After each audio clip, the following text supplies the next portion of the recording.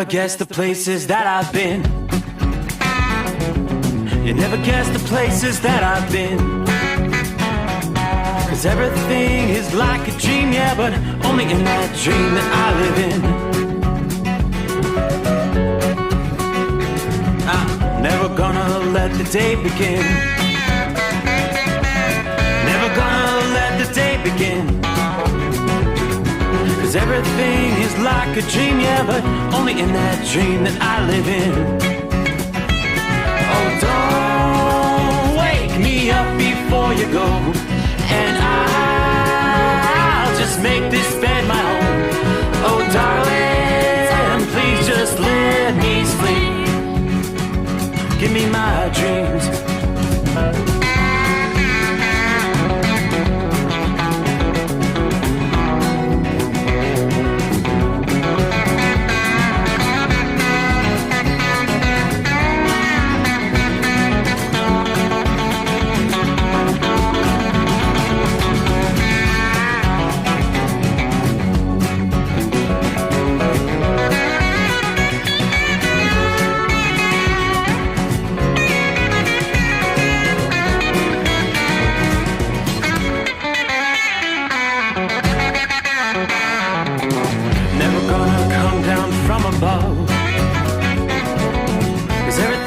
Better from above.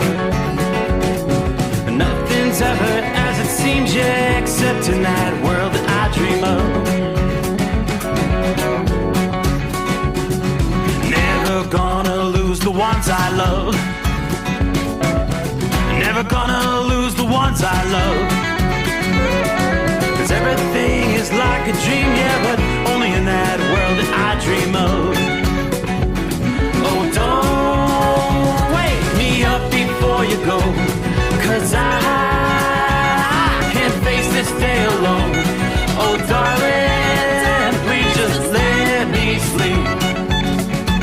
Give me my dreams. Give me my dreams. Give me my dreams.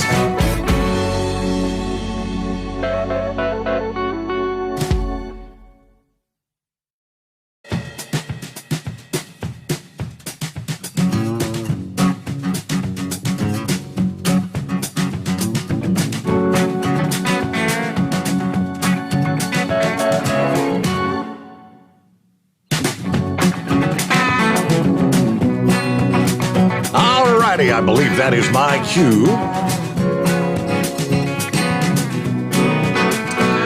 Cross over the midnight hour in the Eastern Time Zone. That's a wrap on a Monday. And looky there. Time zone to time zone, work our way into the final day of August. Wow, August 31. Yeah, September knocking on the door. Fall officially arriving in the month of September.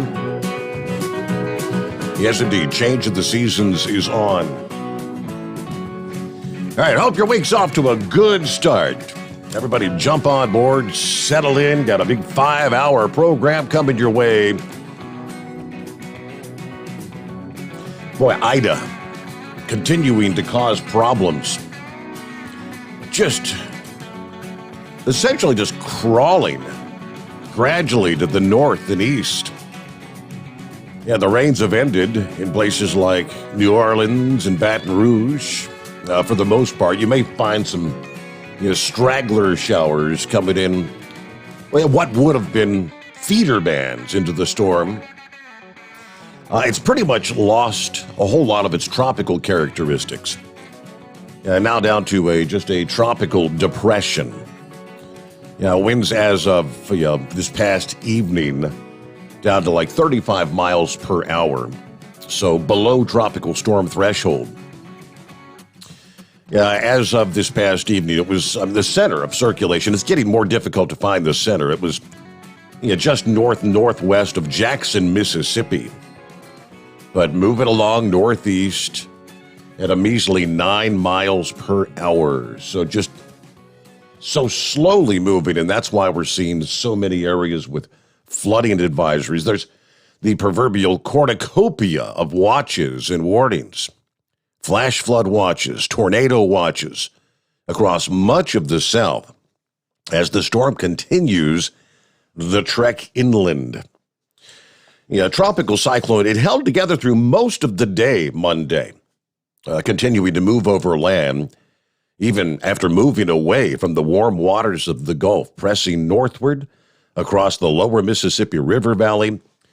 At the same time, though, we've got the cold front sweeping through the northern tier of the country. With the combination, forecasters are predicting the impacts from Ida is going to expand well inland, obviously from where the storm made landfall along the Gulf Coast Sunday.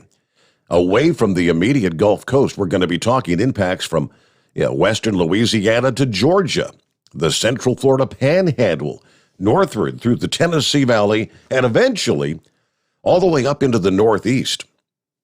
Now, the rains are falling there in central Tennessee, areas that just experienced catastrophic flooding less than 2 weeks ago. Much more heavy rain is in the forecast. The heaviest rains at this hour are central, northwestern portions of Mississippi, Alabama, the north central and northeast Mississippi. So Mississippi, Alabama, the heaviest rain. You've got shower activity through much of Tennessee, some pockets of heavier rain beginning to fill in. A bit further to the north, that's where you'll find the beginning of that tropical moisture combining with the cold front, bringing some heavy rains to the southernmost reaches of Indiana, western portions of Kentucky. All that's going to be progressing off to the northeast through the day today. Now, the heaviest rain is going to remain concentrated closer to where we actually saw landfall when all is said and done. We're going to see some storm max totals, 1.5 feet, nearly up to 24 inches possible.